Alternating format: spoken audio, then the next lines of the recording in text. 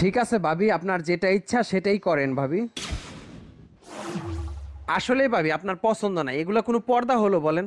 আরে আমার পছন্দের সাথে তোমার পছন্দ মিলবে না, তুমি তোমার কাজে যাও তো। ঠিক আছে ভাবি, আমি তোমাকে মজা বুঝাবো এবার, কত ধানে কত চাল। আচ্ছা আমি বুঝলাম না, আমি এখানে পর্দা লাগাচ্ছি, তুমি এখানে বসে আছো কেন? তুমি তোমার কাজে যাও তো। আচ্ছা ঠিক আছে ভাবি, যাচ্ছি।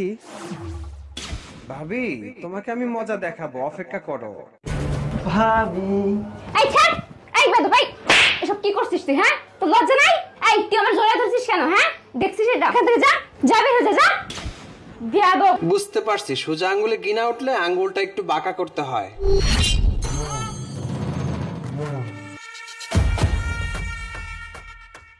ভাবি কি কিছু বলবা? ভাবি এই যে দেখো তোমার জন্য জুস নিয়ে এসেছি, একদম ঠান্ডা। না না, আমি জুস খাবো না, তুমি খেয়ে ফেলো। আরে ভাবি কি বলছেন আপনি? এই জুসটা আমি কত কষ্ট করে আপনার জন্য নিয়ে আসছি, খেয়ে নেন না ভাবি। আচ্ছা ঠিক আছে, তুমি তাহলে জুসটা এখানে রাখো, আমি পরে খাবো। সকালের ব্যাপারটার জন্য ভাবি আমি রিয়েলি সরি ভাবি, প্লিজ ভাইয়াকে কিছু বলবেন না। ও আচ্ছা আচ্ছা, এখন আমি বুঝতে পারছি, তুমি তাহলে জুসটা আমার জন্য আনছো আমাকে খুশি করার জন্য, যাতে এই কথাটা তোমার ভাইকে না বলে দেই। না ভাবি, আসলে এমন কোনো ব্যাপার না, আসলে প্রচন্ড গরম পড়ছে তো যার কারণে জুসটা নিয়ে আসছি। আচ্ছা এত করে যেহেতু বলছো দাও, তুমিও খাও আমিও খাই। আর হ্যাঁ একটা কথা মনে রাখবা, নেক্সট টাইম আমার গায়ে হাত দিয়ে কথা বলবা না, আর যদি বলো তাহলে তোমার ভাইকে কিন্তু আমি বলে দেবো, মনে জানা থাকে তোমার। আচ্ছা ভাবি ঠিক আছে, আর এমনটা কখনো হবে না। আচ্ছা ভাবি তাহলে আপনি জুসটা খেয়ে নেন। আচ্ছা আমি খেয়ে নিবো, তুমি এখন যাও।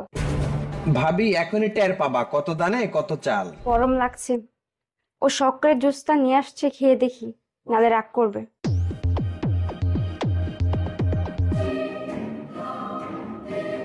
জুসটা যেমন কেমন লাগতেছে, এমন কেন? আগে তেমন লাগতো না।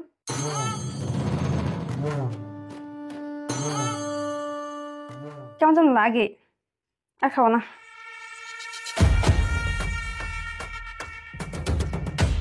কি ব্যাপার, মাথা ঘুরতেছে কেন? কেমন যেন অন্ধকার অন্ধকার লাগতেছে।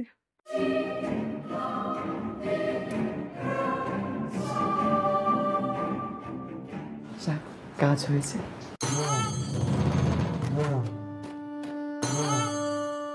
একটু হালকা মেরেছে ভাই, লাল পানি একটু।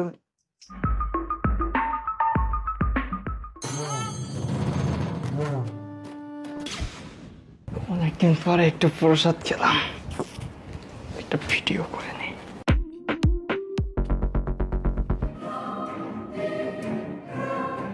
এখন থেকে তো চন্দ্র তুমি আমার কাছে ধরা। ও আজকে প্রসাদটা যা ছিল না, একটু ভিডিও গুলো দেখি।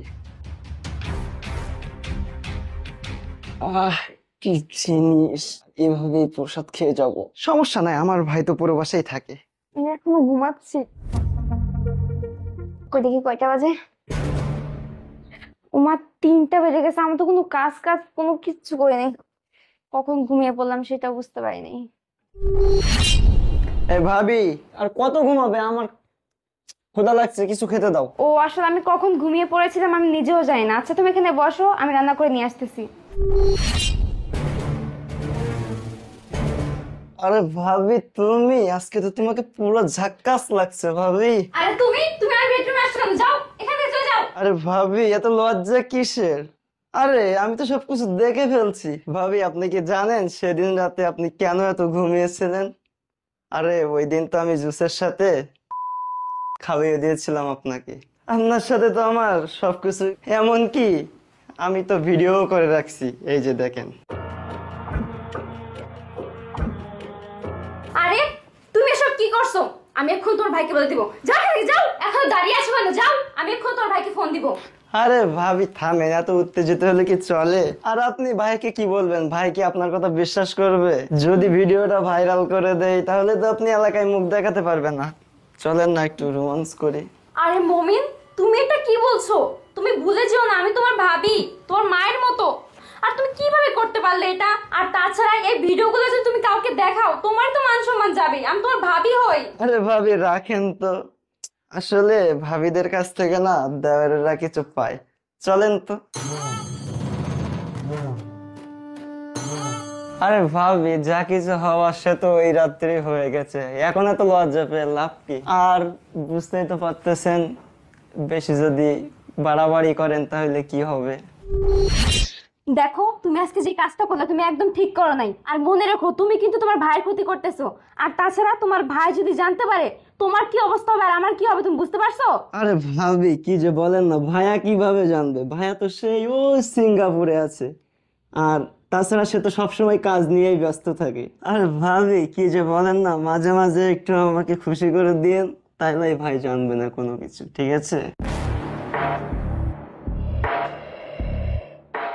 না না, এভাবে হবে না। সে আমাকে প্রতিনিয়ত ইউজ করে যাবে আর আমি আমার স্বামীকে ঠকাতে পারবো না।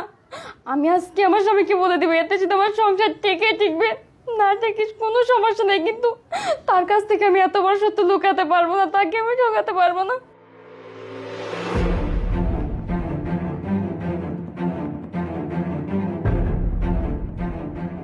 হ্যালো, হ্যাঁ জান বলো। তোমার সাথে আমার কিছু কথা আছে। কি বলছো তুমি এসব? আমার ভাইকে তো আমি চিনি ভালো করে, ও এরকম কাজ কি করে করতে পারে তোমার সাথে? হ্যাঁ আমি জানি তুমি বিশ্বাস করবে না। আচ্ছা ঠিক আছে, তোমার বিশ্বাস করতে হবে না, তুমি বাসায় চলে আসো, এসে তুমি নিজেই দেখো আমি সত্যি বলছি নাকি মিথ্যা। আচ্ছা ঠিক আছে, আমি আসছি।